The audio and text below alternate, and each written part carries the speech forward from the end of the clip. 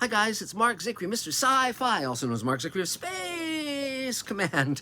And a few days ago it was Alien Day, so I'm wearing my Veronica Cartwright Alien shirt and my Sigourney Weaver replica boots from Aliens. So, my bug stompers. So, but that's not what I'm here to talk about today at all. First of all, for those of you who don't know, we're launching our great Kickstarter campaign for Space Command on Friday. If you're a backer, a prior backer, you've got some things you can do on Thursday as well. But it's going to be terrific. We've got the alien spaceship virtually completed, the interior of it, it's great. We're just running tests and so forth, lighting tests. And we've got the first creature, almost finished. So we're doing the test on that too in the days to come, and then building the second creature suit. And then we roll camera in August. That is the plan. But we need money for that, so that's hence the Kickstarter campaign. And if you want to buy shares, great. But also, that's not the main purpose of this video either. My friend Chris Doc Wyatt, whom you may have heard of from his having produced Napoleon Dynamite, or having written and produced many animated shows in recent years, some great animated series, or any number of things. He also writes comic books. Chris Wyatt has a great Kickstarter campaign going on right now that I just wanted to really alert you to, in addition to the Space Command one, because this is super cool. Now, when I was a kid, girls had dolls and boys did not. And it was a very frustrating fact of life for the toy manufacturers, because they wanted to make dolls for boys, but they knew if they released them as dolls, most boys, with a very few exceptions, eccentric exceptions, most boys would not buy them. So some genius around maybe 1962, 63 came up with an alternative name for a doll that boys could accept, and that name was action figure. And the first action figure that I was aware of was G.I. Joe. And for my Christmas when I was 8, my mom and stepfather got me a G.I. Joe, and I thought it was terrific. And then, of course, later on, many years later, I would write for He-Man, another series of action figures, and action figures went on to be hugely popular from almost any movie or TV show you can imagine. And soon we'll have ones for Space Command as well, and for Mr. Sci-Fi.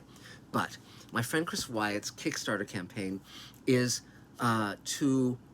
they've officially licensed this. It's to put out figures, action figures, from The Prisoner, starring Patrick Mcgowan. Now, if you know what that is, you'll go, wow, that's cool. So just go to Kickstarter and type in Prisoner action figure, and there it will be, and throw them some money, because it is a super cool thing, many different variants. But if you don't know what The Prisoner is, I am going to tell you, because it is one of the greatest shows ever made. And so there was a guy named Patrick Mcgowan. Now, he actually was up for the role of 007, and Sean Connery beat him out. But he was a very good-looking, very intense, very physical actor, and he starred in a TV show in England in the mid-60s called Danger Man. And if you haven't heard of that, if you're in America and never heard of that show, there's a good reason, because when it aired here in America, it was retitled Secret Agent. And there was even a song, Secret Agent Man, they've given you a number and taken away your name. Okay, cool. And it was a really good spy show. But Patrick Mcgowan had an idea for another show that would basically be a follow-up to that show, because in that show he played a character named John Drake. But The Prisoner obviously posits the notion of, what if John Drake decided one day to resign from being a spy, and the powers that be didn't like that and wanted to find out why he resigned. And so, and they took literally the notion that they've given you a number and taken away your name from the song Secret Agent Man. That became literal in The Prisoner.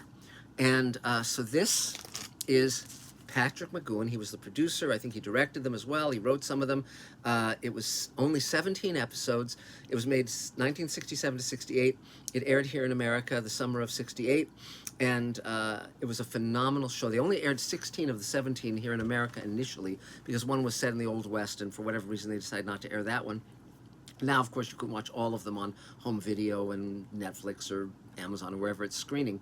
But this was Patrick Mcgowan. You can see how intense and intelligent and just how great he looks. Now you'll notice he's wearing a button that says 6. Why does it say that?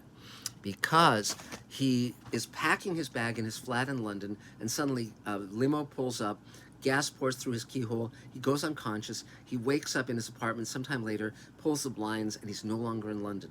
They have replicated his apartment in something called the Village. And the Village is made up of spies, retired spies, who are there for various reasons. And number 2 runs the place, and Patrick Mcgowan, of course, his character wants to know who's number 1. But Patrick Mcgowan, everyone has numbers, and he's given the number 6. And so here's a great little number 6 button that I got, where they shot the prisoner, and the penny farthing, that bicycle, was a symbol in the show as well.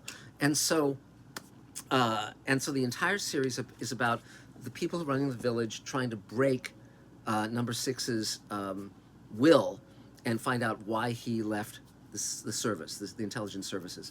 And but he doesn't know who runs the village, whether it's his side, the Brits, this is all during the Cold War, or whether it's, the Iron Curtain, or some perhaps amalgamation of the two. He doesn't know. And as the show continues, that becomes less important than the metaphor of the powers of conformity trying to break the spirit of the individual.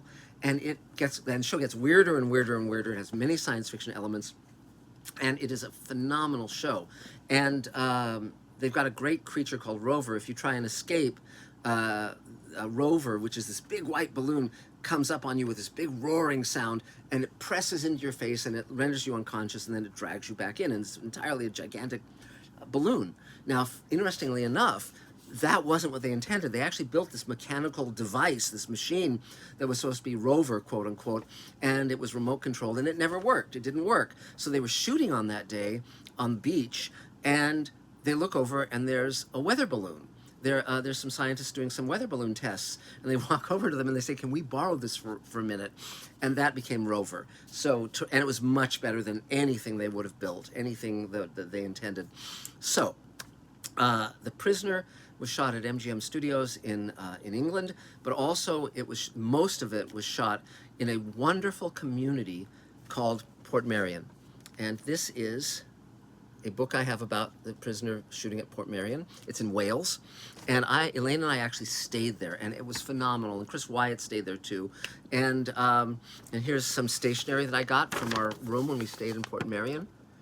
And the thing about Portmeirion is it was not built for the prisoner. It has all these incredibly eccentricities, like a concrete boat that's set on land, and a gigantic chessboard, and this great dome in which number 2 exists. And the prisoner's own cottage. And Portmeirion, decades earlier, there was an aristocrat who was an architect, and whenever some whimsical, odd, interesting piece of architecture was going to be demolished, he instead would move it to Portmeirion and build his village. And so it consists of all these whimsical and wonderful and beautiful buildings, all thrown together, higgledy-piggledy. So it's almost like if William Randolph Hearst had less money and more taste, what he would put together.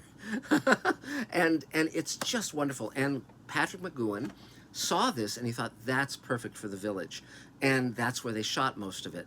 And it's on the sea, and it has a hotel, and it has all these cool buildings, and Elaine and I stayed there, as I said. And there's a shop in what had been number 6's apartment, and it's called the Prisoner Shop. And that's where I got this button, the number 6 button. And I also got this book that I showed you a moment ago. And I got this stationery, and I also got this bag from the Prisoner Shop, number 6 and number 1. And best of all, there's a scene in the show where the prisoner, when he arrives, in the village, he asks for a map of the village, and this is what they give him. And I'll open this up because it's absolutely wonderful. This is the map of the village. And as you can see, it has no specific identifying things. It just says the mountains, the sea, your village, and the buildings. So he has no idea what country he's in, what continent he's in, where the hell he is. Whether he's behind the Iron Curtain, he doesn't know. And it's a phenomenal show. It has great actors, including Leo McKern, who later would play Rumpole of the Bailey. And it just is smart and funny and interesting and varied. And it only ran 17 episodes, and there are scripts that never got made. And Patrick Mcgowan, after The Prisoner, his career kind of faltered and faded, and you can see him in Braveheart as the King of England, but he never really achieved as much as he did in The Prisoner. The Prisoner was the high point of his artistic career. And as I said, Chris Wyatt is now offering on Kickstarter a number of very cool action figures of number 6, of number 2, and of Rover, the inflatable white balloon. And so go there. You can also get a very cool Prisoner T-shirt, which I highly recommend. And it's, I mean, you could even get, they've published some of the unmade scripts. Well, you and your friends could get together and reenact those unmade Prisoner scripts, using the action figures, and you could even put them online, and you would be the coolest kid on your block. So so I highly recommend that. And I'm really grateful to Chris for doing this, because I certainly want Prisoner figures, and that'll also help us make the Jack Kemmer and Mr. Sci-Fi figures that we're going to be making. In fact, here's the prototype. Yikes, sorry, dropped it. This is a prototype for the Mark Zigri action figure. It will be jointed and move, and you can even have it fight the alien. Yeah, let's see. Okay, wait. Like, you can enact like, oh no, the alien is coming for me. What will I do? I'll duck between its legs. You can do any number of fun things with this. So, and there's also going to be the Jack Kemmer, the Captain Jack Kemmer Space Command figure with Ethan McDowell, and it too will be jointed, so you can put it in all number of battle postures, and and you can dress me in Barbie's ensemble or whatever you care to do. Yes, it will be. I will be yours to command, which is, I'm sure, a goal that you have wanted all your life. So that's it for now. We have many more videos coming. As I say, our Kickstarter campaign launches today for the backers and tomorrow for everyone else. Please tell your friends, spread the word. We need to raise, $100,000 or more, 200,000, 300,000. That's what we need. That's our target, to really get this done right and get it to you as quickly as possible. And that is absolutely what we want to do. If you've been enjoying Space Command or any of the other things I've been putting on Mr. Sci-Fi, let people know, throw us some cash, and we'll be enormously grateful. But also keep a little aside, just a little, for your Prisoner action figures, and just say hi to Chris Wyatt for me when you next see him. So that's it for now, and thanks a lot, and we'll talk again real soon. Bye, guys.